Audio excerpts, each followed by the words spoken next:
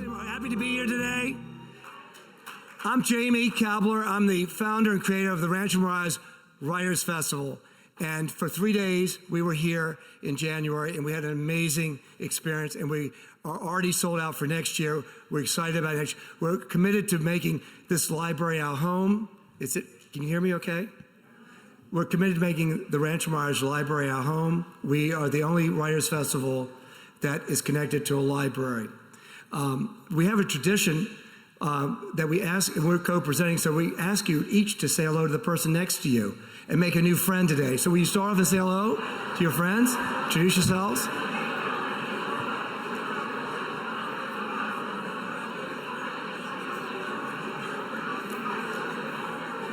Okay, it's not church. So, readers, may I call you all readers? We hail the readers, but we hail the writers too. And today I'm very pleased to introduce the head librarian here at the Rancho Mirage Library, an award-winning library. Please give a warm Rancho Mirage welcome to Susan Cook. Thank you. I don't usually get introduced. I'm usually the introducer, so thank you, Jamie. It's very kind. I just wanted to mention that David Bryant is very sorry that he couldn't be here today. He has that nasty flu that's been going around, so he's been home this week, but we expect to see him back next week. Just so you know, if you would kindly check your cell phones and make sure that they're turned off if you have them in your pocket today, as well as there is no photography or flash or that kind of technology in the room as well. With the exception of my friend, Greg. On behalf of the Rancho Mirage Public Library, it is my pleasure to welcome you to the Rancho Mirage Writers Festival and the Annenberg Retreat at Sunnylands presentation with Jeff Cowan, president of the Annenberg Trust at Sunnylands, in conversation with Norman Lear. It is certainly true, as Jamie was saying, that the 2015 Rancho Mirage Writers Festival lived up to its promise of a celebration of the written word. With 800 readers and 40 authors, and it flowed remarkably over 3 days and several nights, with authors meeting their readers and vice versa in this wonderful library that is a house of ideas. With our terrific partners, which includes the Annenberg Retreat at Sunnylands and the City of Rancho Mirage Public Library, the Writers Festival would not be what it is. It is my pleasure to introduce our founder, the incomparable Jamie Kabler, to introduce today's program. Thank you for your kindness, and thank you for coming. I want to acknowledge that the Writers Festival would not exist without the support of our angels. To all of you here tonight representing the angels, thank you from the bottom of my heart for your support to get us the best writers. So we're very blessed to have one of the great treasures in our desert. That's Sunnylands. And today we have Janice Lyle here from Sunnylands. And we have the person who's made the mission possible, who's brought the President of the United States here almost 4 times, I think, to Sunnylands, with 2 official visits to the estate. And I'm just really proud that he's part of our community. From the day one, he encouraged us to have a Writers Festival. He's always encouraged us because he's an author. You may know him as the president of the Annenberg Foundation, but I know him as an author. And so we hail to you, writer Jeff Cowan.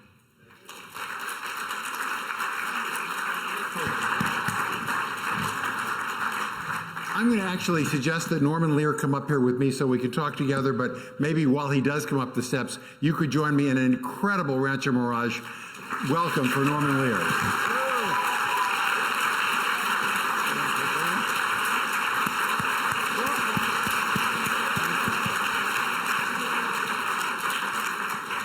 Now we're mic'd, so hopefully these mics will work.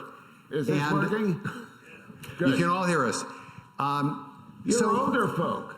Well, we're going to find out. We're going to do a little age test here. Some people do a mic test. We'll do a little age test. Norman, you used to start your shows, and I remember it so well, with a little song.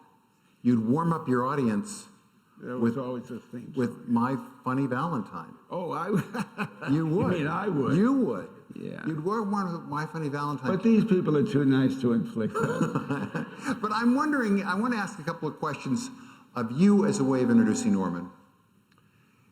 How many people here, or are there some here, who ever worked on a television program or movie with Norman Lear? Could you put your hands up?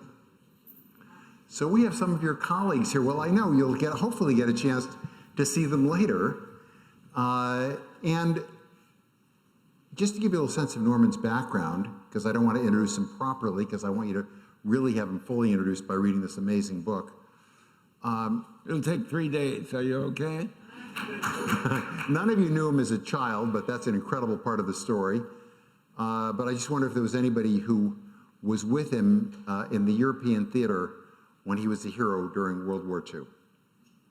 That's a part of Norman's story, which is really quite remarkable. Or anybody who knew him during the days when he was writing great material for radio and television, and then for movies before he became the Norman Lear we know today. Anybody who goes back to the days of Jerry Lewis and Dean Martin or any of that era? Or anybody who, we're going to talk about Norman, you all know him from All in the Family and those incredible shows which dominated television and did so much to transform our lives and the way we think of the media today. But how many of you know his work as the founder of People for the American Way? Yes. He can sign you up as members.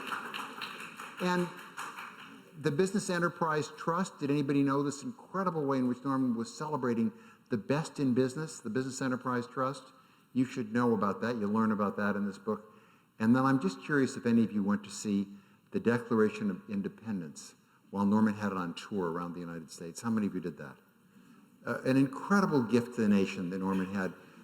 So really, Norman is an incredible treasure. And before I ask him to talk a bit, I want to make sure that everybody gets to know one of the true heroes of his book and of his life, Lynn Lear. Lynn, would you let people recognize you?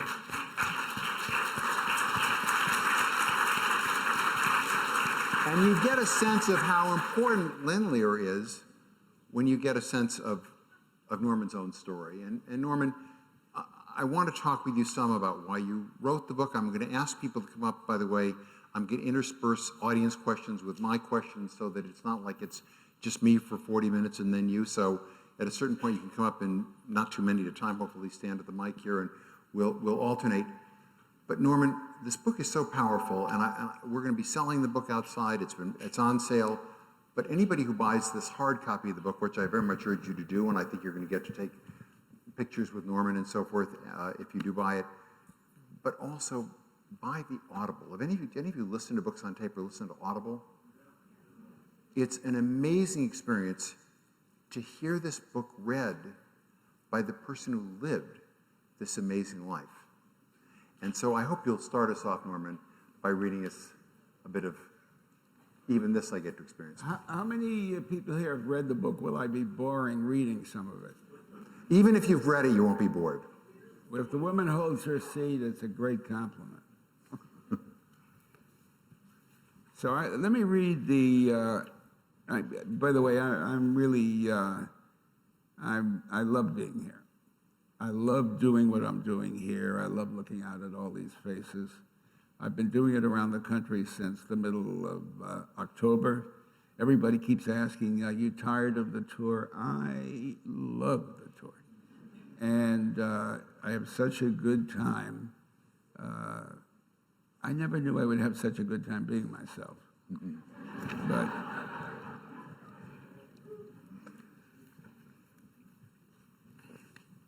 when I was a boy, I thought that if I could turn a screw in my father's head, just a 16th of an inch one way or the other, it might help him tell the difference between right and wrong. I couldn't, of course, and ultimately he and I had to pay a serious price for his confusion. In late June of 1931, just out of third grade and a month away from turning 9, I was eagerly looking forward to my first experience at summer camp. A roll of cloth tape imprinted with Norman M. Lear, Norman M. Lear, Norman M. Lear sat on the kitchen counter, waiting for my mother to cut it up and sew my name into the clothes I'd be taking with me in a few weeks. Meanwhile, my father was about to take a plane to Tulsa. None of my friends in Chelsea, Massachusetts, knew anybody who'd ever flown anywhere. It had only been 4 years since Charles Lindbergh flew 33 and a half hours in his single-engine Spirit of St. Louis to get from New York to Paris. And the rare plane that was spotted in the sky had us kids chasing around in the street yelling, "Lindy, Lindy!" So Dad, flying to Oklahoma, was a big deal. He was traveling on some kind of business. Monkey business, said my mother, who sensed that the men he'd fallen in with were not to be trusted. And for my upcoming birthday, he was going to bring me back a 10-gallon hat, just like the one worn by my favorite film cowboy, Ken Maynard. "Herman, I don't like this," she told him. "I don't want you to see those men." But Herman, as always, knew better. "Jeanette," he screamed, the veins in his neck bulging as he stood over her with his nose all but pressing hers. "Stifle yourself." And off he went. Herman Lear, or as he preferred to be known, HK, the K standing for King, a name he insisted he'd been given and would never admit to having appropriated, was a man of supreme optimism, a predecessor to Arthur Miller's salesman, Willie Loman. HK went out into the jungle each day with a shoe shine and a smile, pledging to come home his fortune made in 10 days to 2 weeks, tops. And this, whatever he was doing in Oklahoma, was merely the latest scheme that would soon result in our being millionaires. He was arrested upon his return on July 5th for receiving and trying to sell some phony bonds to the Boston brokerage firm E.A. Pearson Company.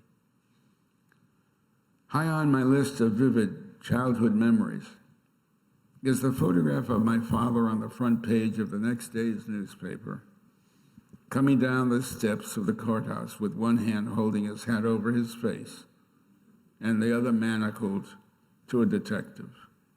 5 weeks later, he was convicted and sentenced to 3 years in Deer Island Prison off of Boston Harbor. That evening, our house was filled with friends and relatives offering comfort as they bought the furniture my mother was selling, she having decided on the spot that she couldn't possibly continue to live in Chelsea in such disgrace.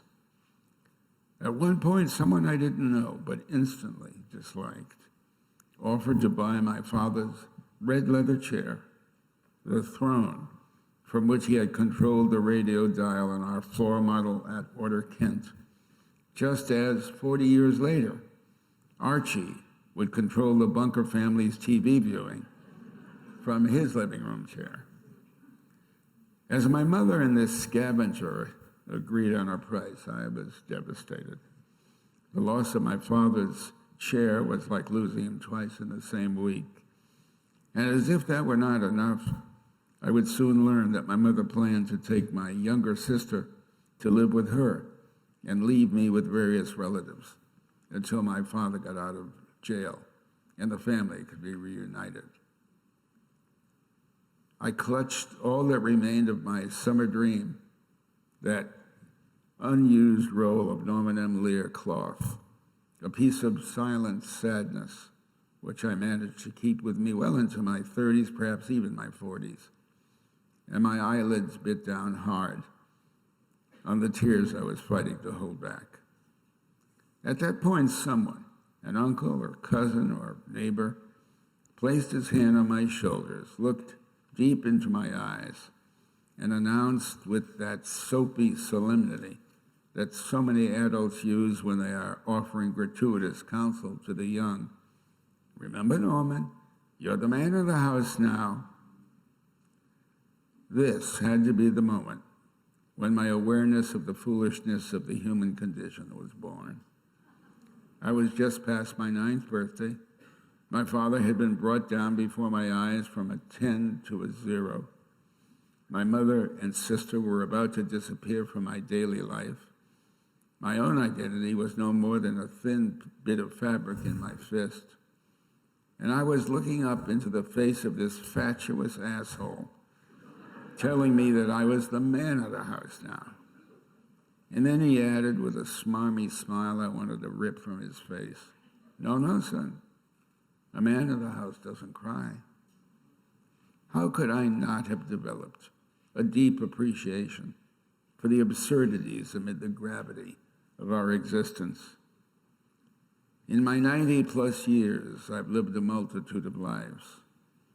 There was that early life with my parents and relatives, a life as a kid with my blood buddies, Herbie Lerner and the Schwartz twins, a life in high school, zeroing in on the humor in our existence, a life in college cut short by World War II, a life as a crew member in a B-17 bomber flying 52 missions over Europe, a life in the world of entertainment with sublives in television, radio, movies, and music, a life as a political activist, a life in philanthropy, a late starting life as a spiritual seeker, 3 lives as a husband, 6 as a father with my youngest born 48 years after my eldest, and 4 as a grandfather.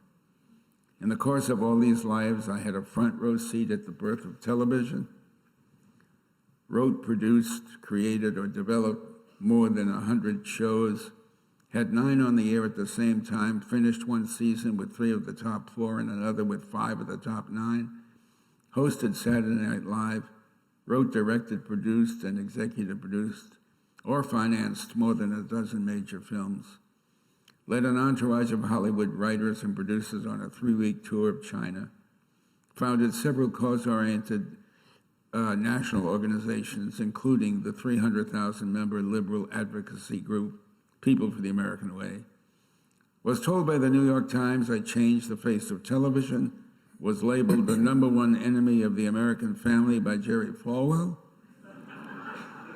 was warned by Pat Robertson that my arms were too short to box with God, made it onto Richard Nixon's enemies list, was presented with the National Medal of the Arts by President Clinton, purchased an original copy of the Declaration of Independence and toured it for 10 years in all 50 states, was ranked by Entertainment Weekly 40th among the 100 greatest entertainers of the century, 29 places ahead of the Sex Pistols,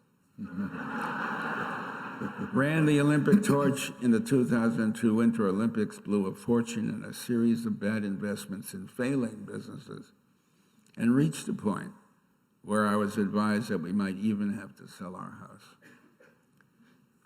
Having heard that we'd fallen into such dire straits, my son-in-law phoned me from New York and asked how I was feeling. My answer was terrible, of course. But then I guess I added, but I must be crazy, John, because despite all that's happened, I keep hearing this inner voice saying, even this I get to experience. Early the next morning, my son-in-law was on the phone again. He'd heard me say once that I wished to be cremated when I died, and he was calling to ask me to please change my mind. I asked why. In a voice that choked a bit at the finish, he answered, because someday I want to take my children, your grandchildren, to a gravestone that reads, even this I get to experience.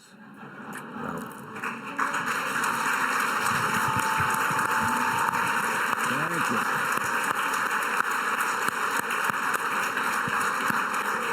That remarkable son-in-law, by the way, you all know from watching CBS News, is the medical correspondent for CBS, John LaPook, which is just one more of the millions of ways in which Norman Lear's life intersects with ours in so many ways. Norman, this book, and you get a flavor of it from the beginning, from this preface, really, you're coming to terms with your own life. And and I haven't asked you this yet, but I'm very interested to know, what was that process like of really coming to terms with your parents and all the things that your growing up had meant to you? Well, I told myself, we've been married 30 years, and Lynn has been wanting me to write this book all of that time. And we talk about it. And when I talked about those years when my father was away, I remembered nothing. And Lynn would say, you're blocking, or you're in denial, or some such. And every once in a while we had a little heated argument about it, because she'd say, you're blocking it, and I would say, but look at me, I had a wonderful career, we have 6 kids, we have 3 together, I had 3 earlier, they all love each other, they can't wait to be together. I mean, and she'd say, still, there's more for you in knowing. And sometime after that, somebody said, you know, you always use the figure of expression, if I were wearing his hat, I'd think, or, you know, you use your hat that way. Why don't you put the hat on that 10-year-old kid? It doesn't have to be you. 10-year-old kid, his father goes to prison. He's living with an uncle and his grandparents. He's alone. And see what, you know, think about him that way. And I did.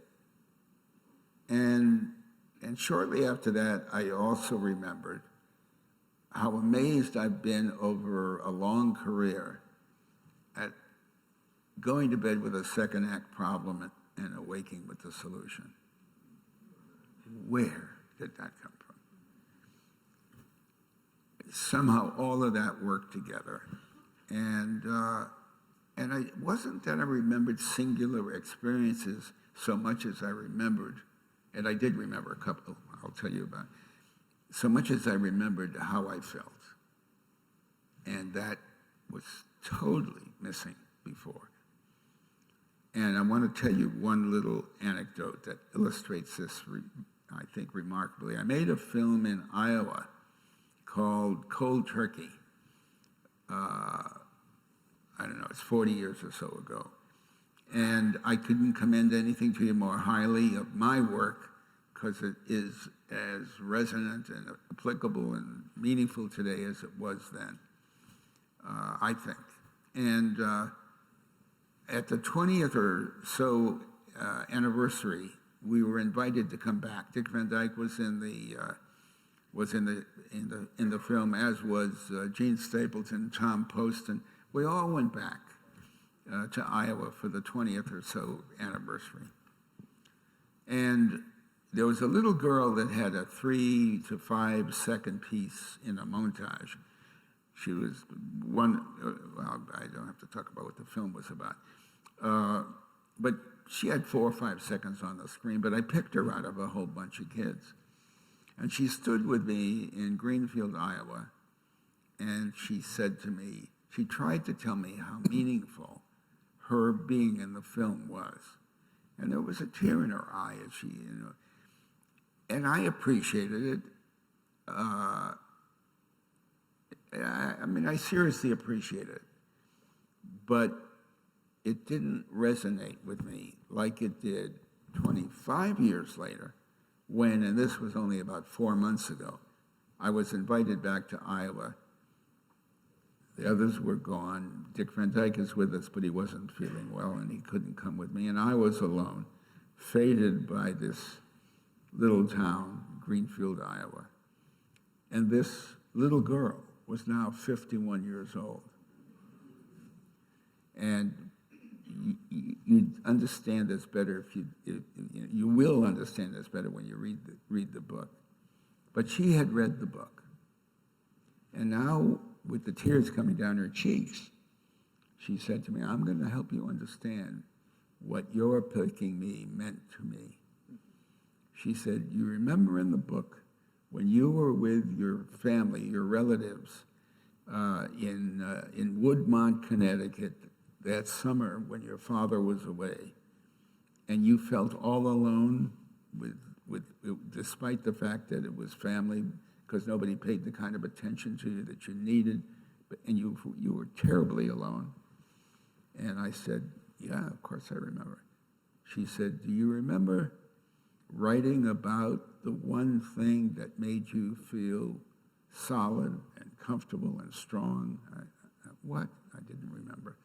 She said you had a blue and gray, and you wrote about it, a blue and gray sweatshirt that you couldn't wait for it to come out of the laundry when it was in the laundry, and you wore it every night, and you walked from the cottage to Sloppy Joe's, and you felt taller and thinner and better looking and older, and it gave you all kinds of, strength.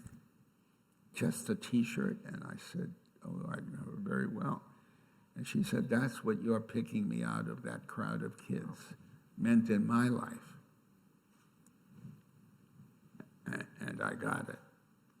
And I got it. I mean, and we're standing there in the middle of Greenfield, and we're both weeping and hugging.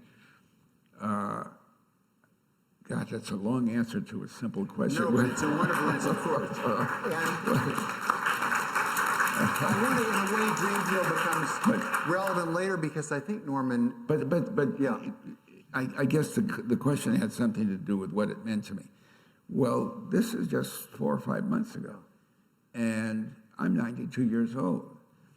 I learned a lesson I could have learned at 12 or 15 or 17, and the message to me is there's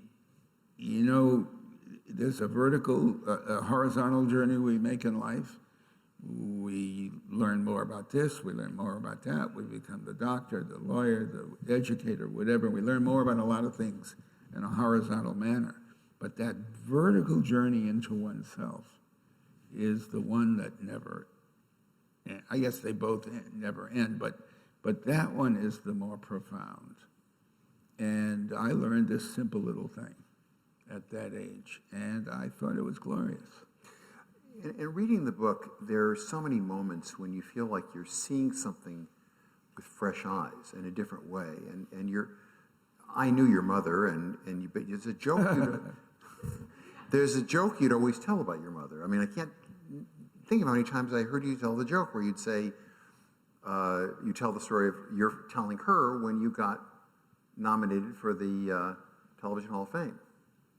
Yes, I got a call on a Sunday morning from the fellow who was running the Television Academy of Arts and Sciences, who was a good friend. He said, Norman, we met all day yesterday, Saturday, and we are going to start a Hall of Fame.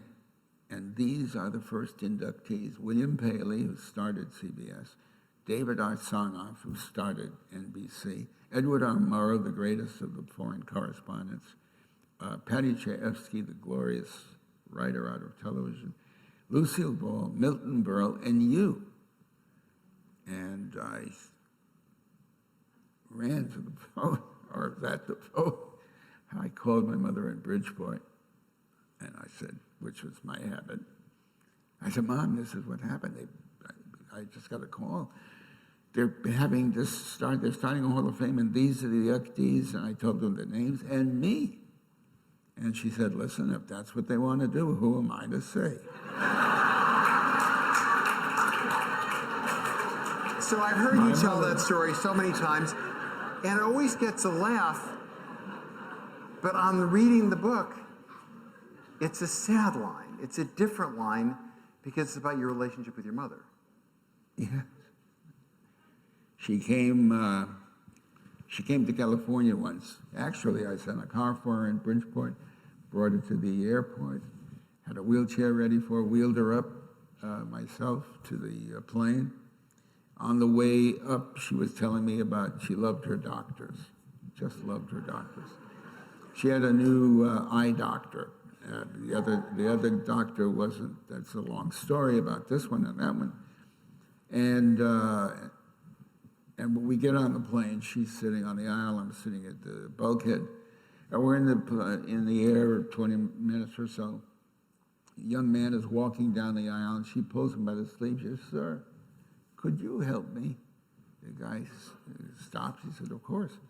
She said, "My doctor tells me I have to take 3 drops in each eye." And he said, "Sure." And she gives him the thing. And I'm sitting there. He puts the drops in her eyes, and she thanks him, and he moves off. And then, you know what a double take is? She's looking straight ahead, and she senses me.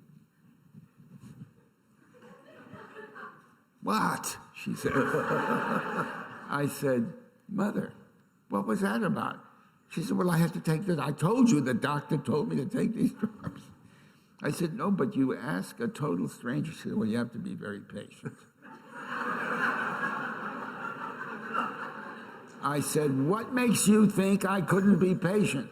She said, "Listen to you, some patience." Norman, you win an oratory contest and get a scholarship to college, but then go into the service. And what led you to decide to actually serve your country at that time?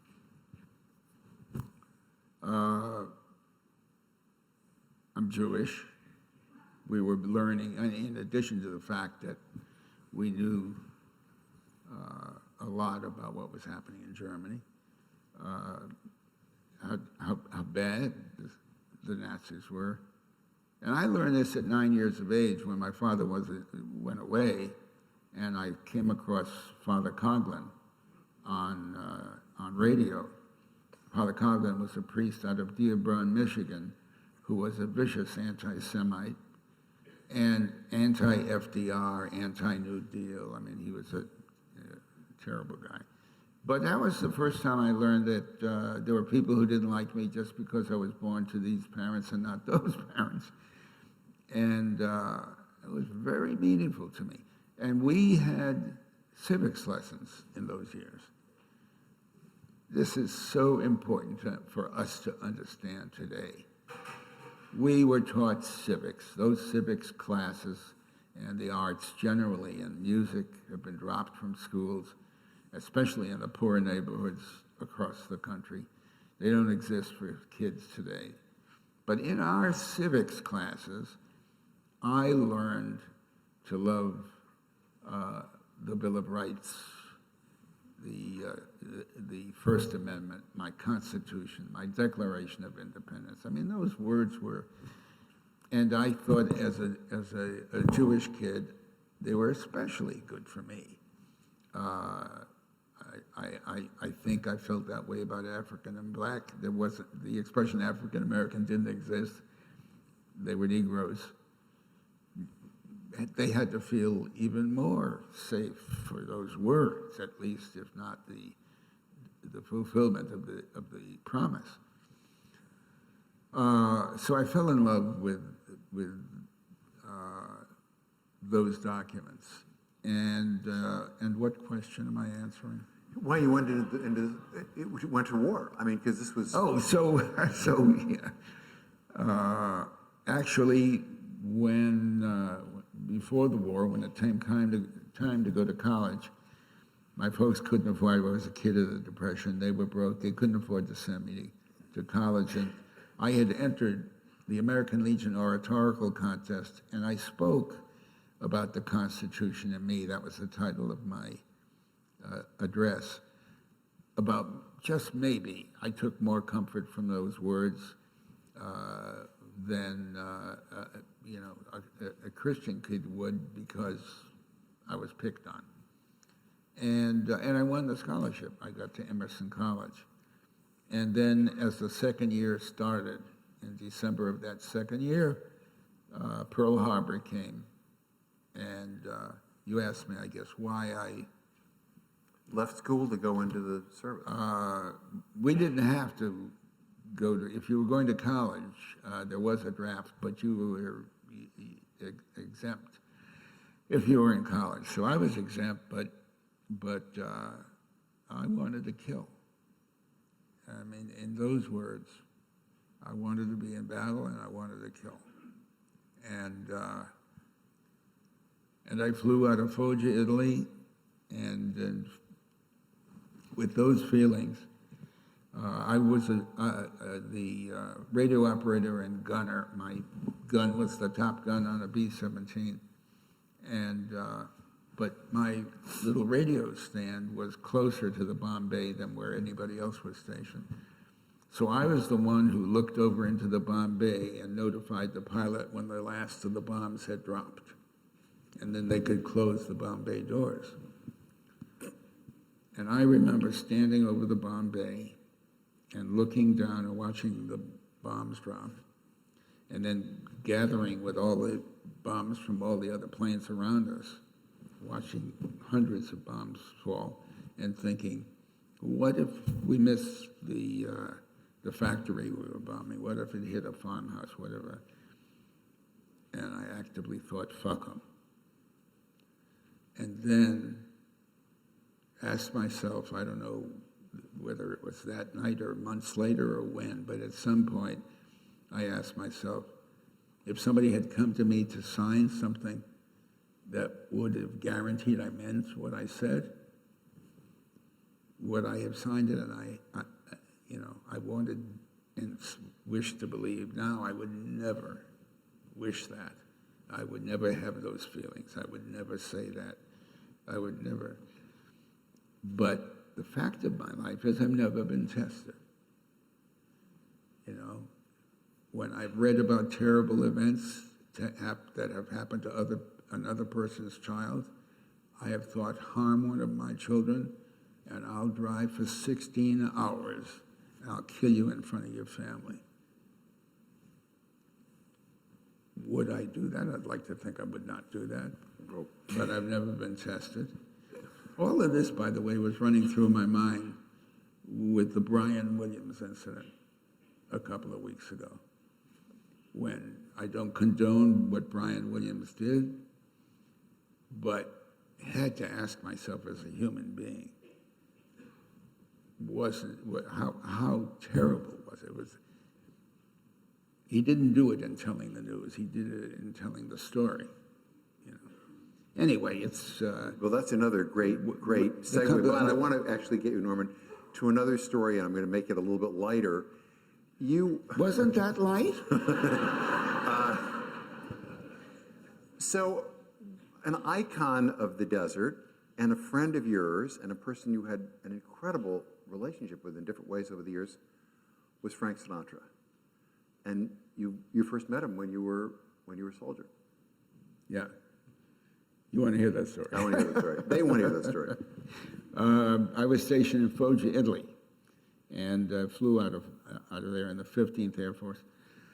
And the USO announced that Frank Sinatra was coming. They had put up a huge stage in a giant field, and when it occurred, there was something like 20,000 GIs out on the grass for Frank Sinatra. Now, we disliked Frank Sinatra, we GIs, intensely, because all we knew about him was what we read in Yank, or may have heard in letters too, that our mothers and sisters and daughters and girlfriends and whatever adored him. He was the hit of, the women of America were having a love affair with Frank Sinatra, and we didn't know the guy at all.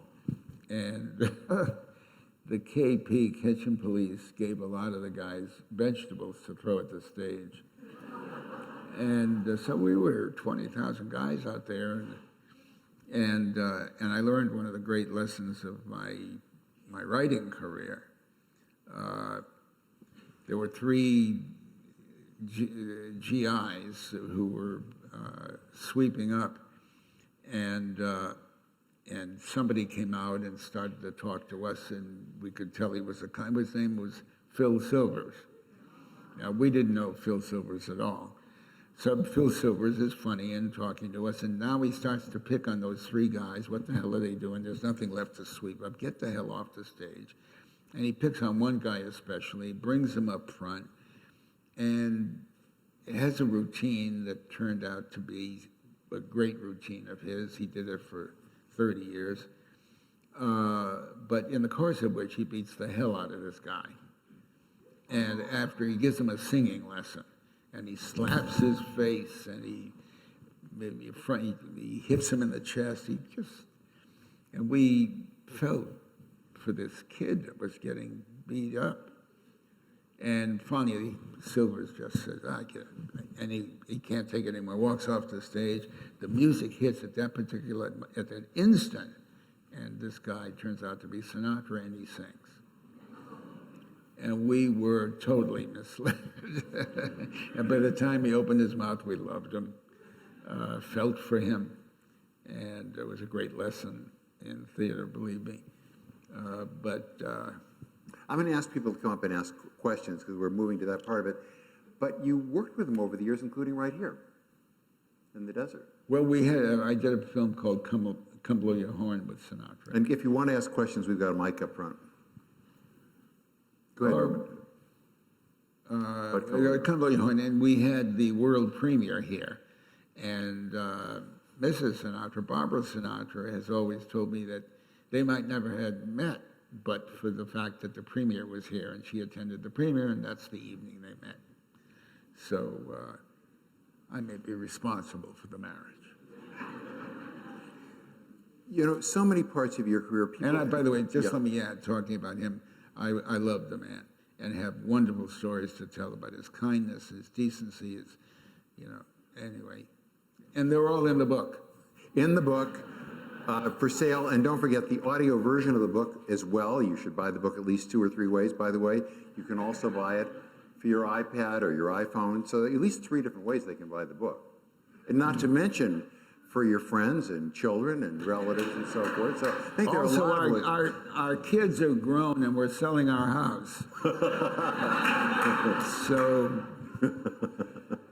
But, you know, we first knew each other, and I'm jumping ahead here, when you were facing issues of censorship with these shows that were the most popular shows in America. And maybe you could talk for a moment about what it was like to face the question of what issues you could really put on television. Today we take things for granted, but what was it like then?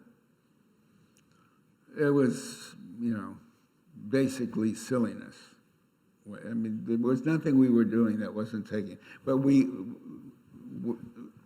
the topics we wrote about were what was playing out in our families or our neighbors, or we were reading in the newspapers. There wasn't anything that unusual about it. It was everyday conversation. It was the stuff out of a kid's playground, let alone a family discussion. So there were times when the network's insistence that we can't do it resulted in a better way to do it. Sometimes, their sensitivity caused us to write better.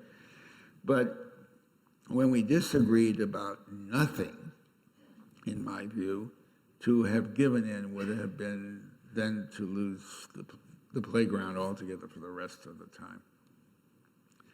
In the very first All in the Family, for example, Archie comes in, they leave church early, the young people, Mike and Gloria, have the house alone. They thought they'd run upstairs and make love.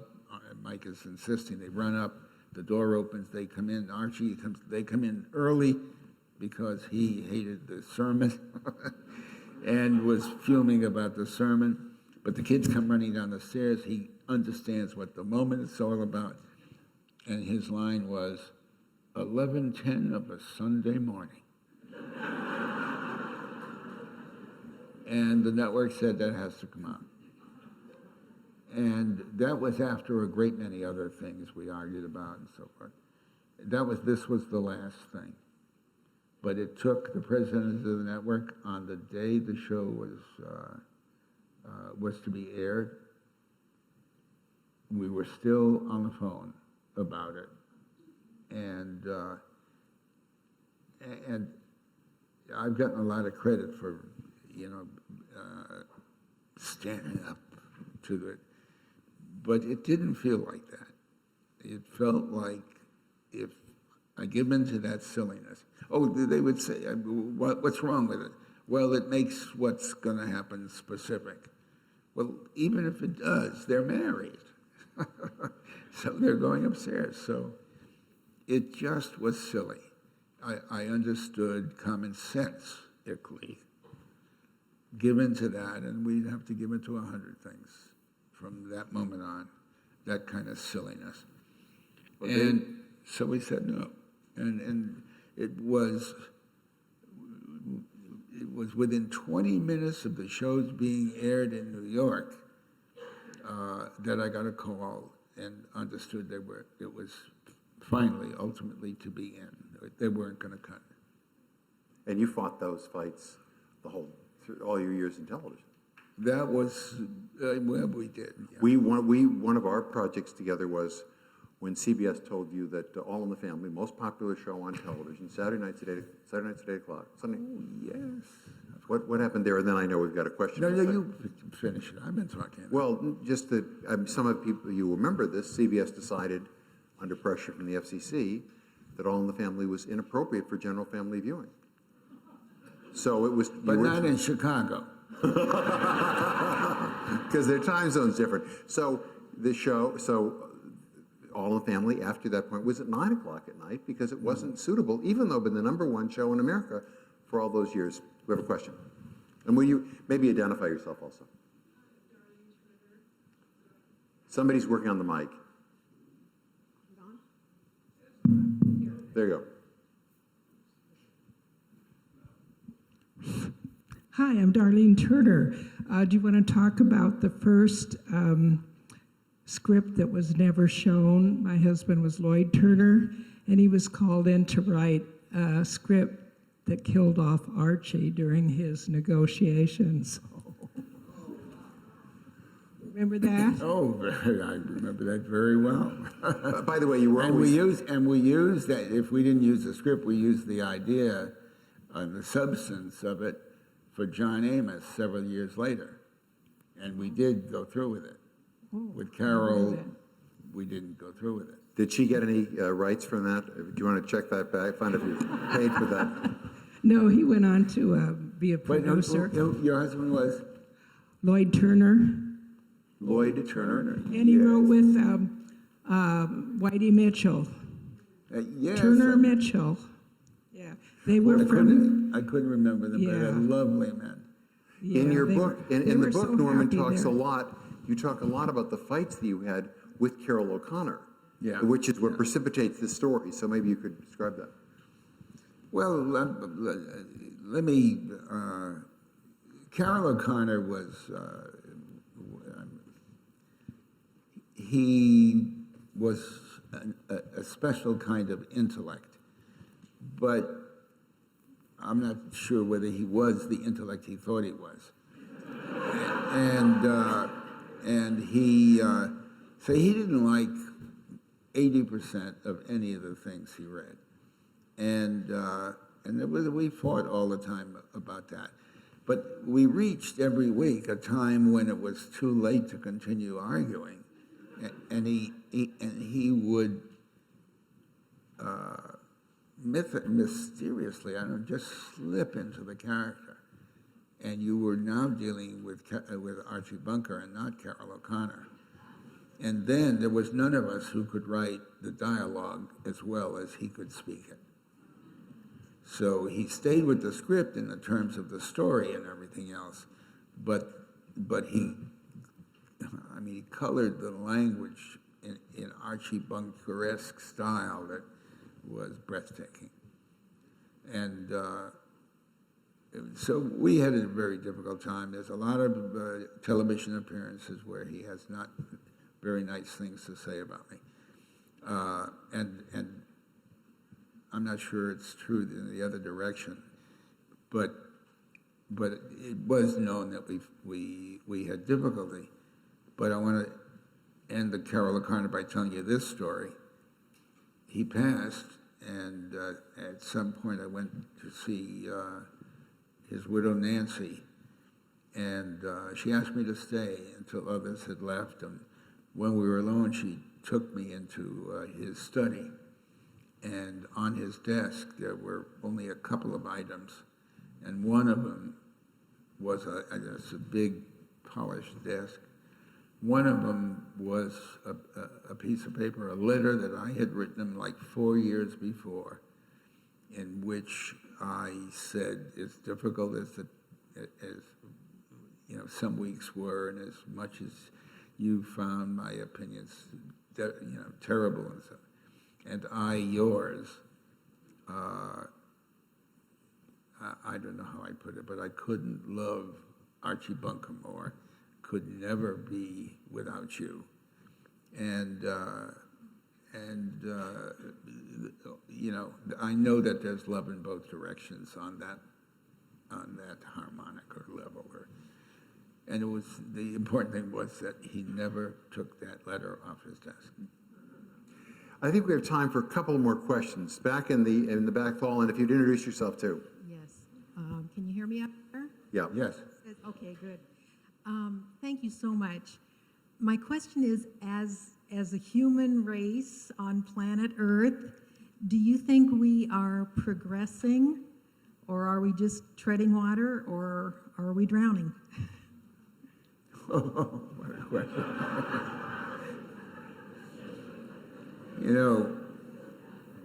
I don't want to wake up the morning I am without hope.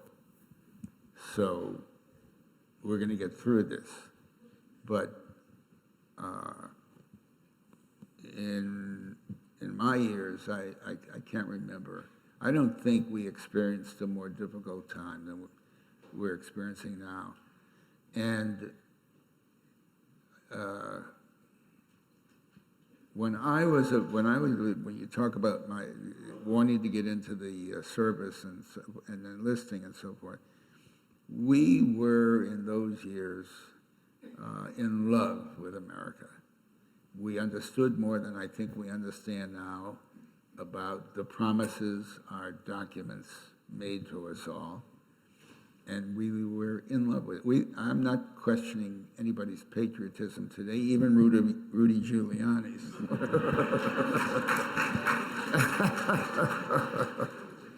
Oh my God.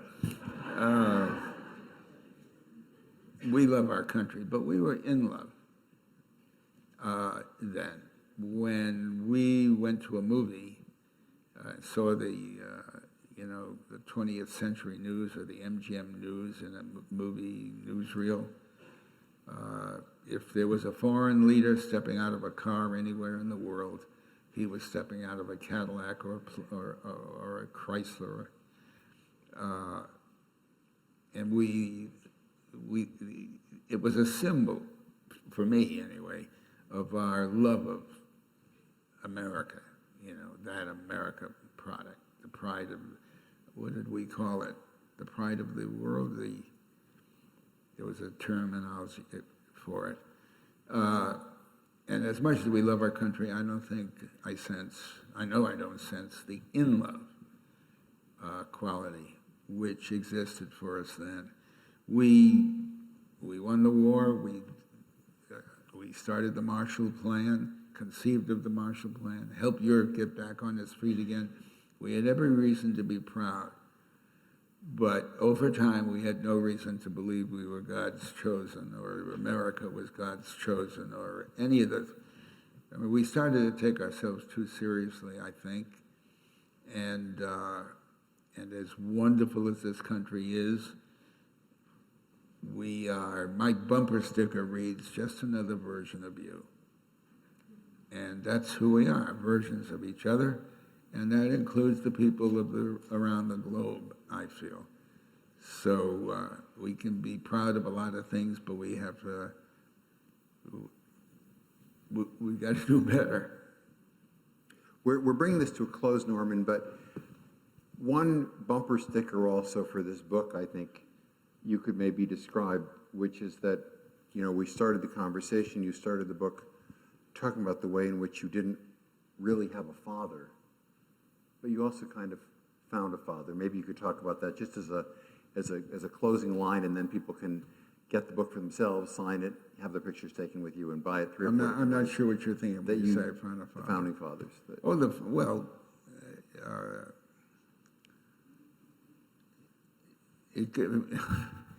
There was a hunk I wrote. I don't know, Jeff, whether you're gonna hear this for the first time, because we go back 40 or plus more than 40 years. But you know, I had a grandfather who used to write the president, "My dearest darling Mr. President." You remember that? Yeah. He used to write the President of the United States, "My dearest darling Mr. President, don't you listen to them when they say such and such or this or that or the other thing." This was in the FDR years. And when he disagreed, "My dearest darling Mr. President, didn't I tell you that you..." But the miracle was that we'd get these little white envelopes that said the White House on them. I don't remember a specific letter from a president, but the White House acknowledged that they had received mail from him, and I was awed by that. And I wrote about this in the book. And I took it out because by then I had been trying so hard to tell the truth only. And that grandfather was a friend, Arthur Marshall's grandfather. Well, that wasn't really. You're hearing this for the first time. I am. That was Arthur Marshall's. I fell in love with that grandfather. I wanted him. So he became my grandfather. And I wrote all of that, and then I took it out of the book. That's how much I was looking for that father, and the founding fathers filled that need in their way. But I haven't said this aloud. Have I told this aloud, Lynn? But it was a real long section because I loved it. I was so proud of my grandfather and everything else. But it wasn't my grandfather. It was Arthur's grandfather. Well, I think we all are so lucky that we have Norman Lear. We've had you for so many years, and we have you here with us today. Thank you, Norman Lear. Thank you.